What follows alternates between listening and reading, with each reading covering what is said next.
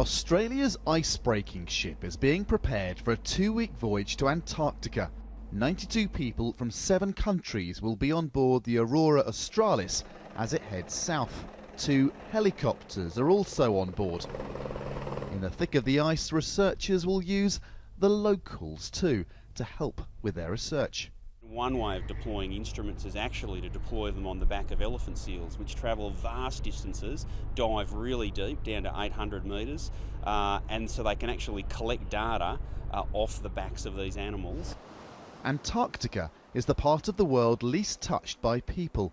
That makes it a haven for wildlife. Its isolation also makes Antarctica an excellent place for research. It's one of the last places on Earth that has its entire ecosystem intact, including its top predators.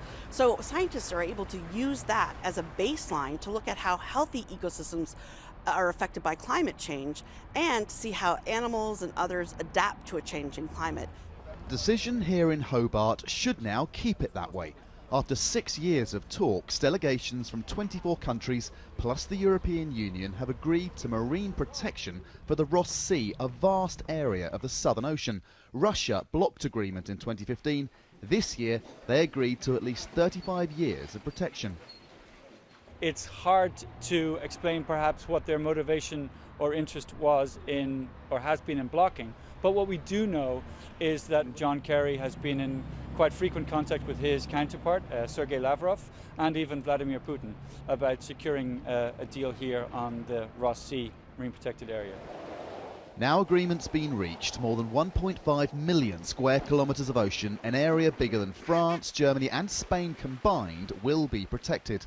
Wildlife will be saved and research into global warming improved.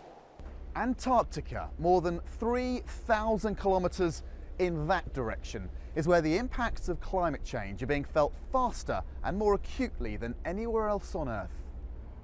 Protection should now give scientists on ships such as this one a way to separate the impact of global climate change from human activity in the Antarctic.